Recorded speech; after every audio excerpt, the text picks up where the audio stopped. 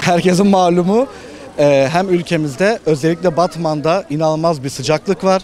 7-8 derece geçen yılla oranla bir fark var ve bu da insanları bayağı bunaltıyor. Hani özellikle Batman için konuşayım. Yani Batman'ın normal sıcaklıkları hani 40 ile 45 dereceyken şu anda 45 ile 52 derece arası değişiyor. Hani bu da ciddi bir fark meydana getiriyor. Sıcaklardan bunalan vatandaş hem Batman çayı, gölleri hem de alternatif olarak havuzları tercih ediyor. Biz 9'da açıyoruz, 5'te kapatıyoruz. En sıcak olan zaman diliminde insanlara hizmet etmek için hem daha sağlıklı hem daha güvenilir bir şekilde insanların rahatça eğlenebilmesi için 9'da açıyoruz, 5'te kapatıyoruz. Kesinlikle var. Hani malumunuz siz de görüyorsunuz, inanılmaz bir şekilde Batman'da sıcaklık artmış durumda. İnsanlar da hani mecburen sağlıklı ve güvenilirlik açısından havuzları tercih ediyor şu anda. Çünkü havuzlar devlet tarafından denetleniyor sürekli sağlık açısından. Bunun yanı sıra zaten malumunuz görüyorsunuz 3 tane can kurtaranla hizmet ediyoruz biz havuzda. Hani bununla birlikte su değişimidir, havuzdaki temizliğimiz, etraf temizliği bunlar çok önemli. İnsanlar sağlık açısından buna çok önem veriyor. Hani biz de buna çok önem veriyoruz. Genelde Batman çayı ve göllerden ziyade havuzlara tercih edilmesi daha doğru bir tercih olacaktır vatandaşlarımız için. Yani şöyle, şimdi bu işin maliyeti bilene çoktur. Hani şöyle söyleyeyim, biz zaten sezona aslında vatandaşlarımız da iyi bilir.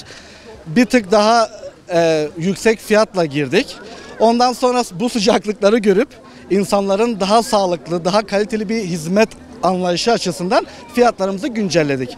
Yani biz kendi karımızdan fedakarlık ettik. İnsanlar kendi hayatlarından fedakarlık etmesinler.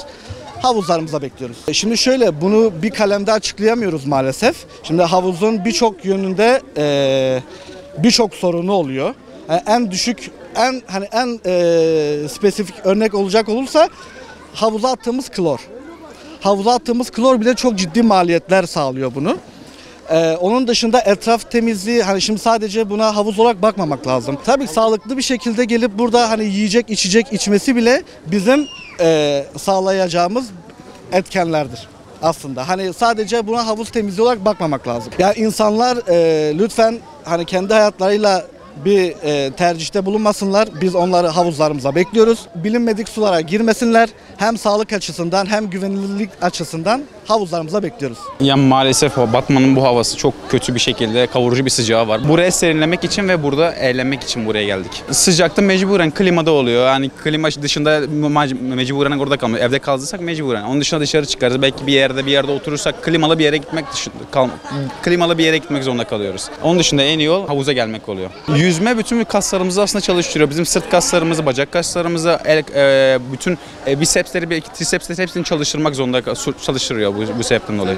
Evet. Yani şu anda tabii ki yeterli değil ama daha şu anda olanaklar da güzel olduğu için bence şu anda iyi, yeterli olduğunu düşünüyorum. Daha iyi olabilir, daha iyisi de olabilir ama şu anda bence yine yeterli sayıda. Havalar çok sıcaktı. Klima da etki etmiyordu. Biz de geldik buraya serinlemek için. Ailemle geldim, arkadaşlarımla geldim serinlemek için. Klima da etki etmiyordu. Ben de dedim geleyim yüzme havuzlarına serinlemek için geldim. Yüzüyorum, kaydıraktan kayıyorum. Eğleniyoruz yani.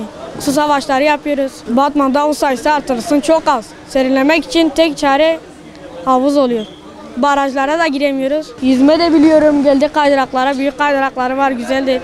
Serinlemek için geldik buraya yani.